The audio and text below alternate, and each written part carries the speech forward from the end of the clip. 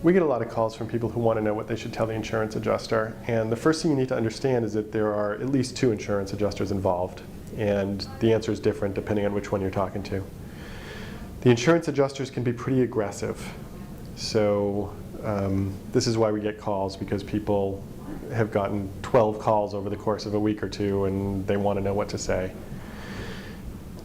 There are 2 insurance companies involved in any car crash. There's your insurance company, which provides you with personal injury protection, PIP, sometimes called PIP.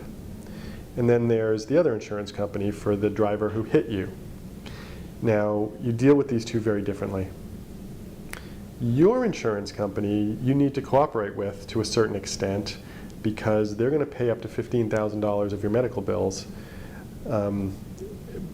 But in order to do that, you need to fill out their forms and answer their questions.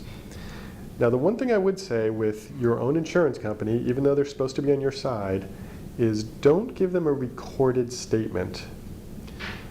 Now, the reason for this is that a recorded statement can only be used against you. It can never be used in your favor.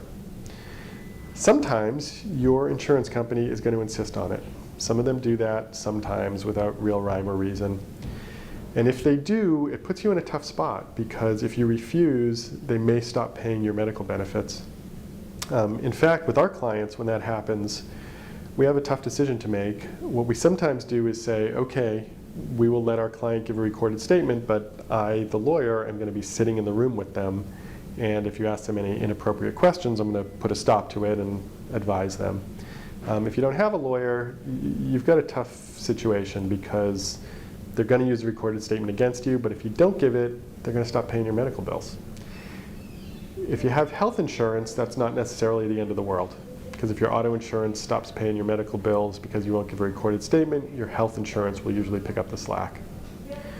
If you don't have health insurance, you're really in a tough spot. Now let's switch gears. If the insurance company for the person who hit you calls you up, my advice is just hang up the phone. You do not need to speak with them.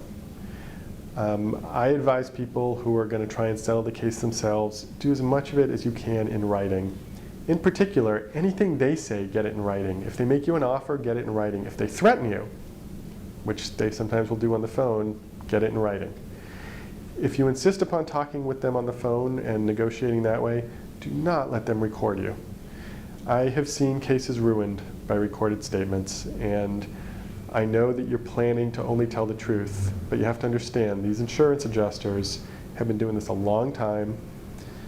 They know a lot of tricks, and even though you think you're just going to stick to the truth, they will ask you tricky questions that you can't anticipate, and you'll stutter and stammer, and then you'll answer one way or another, and then if they ever play that at trial, it makes you look bad.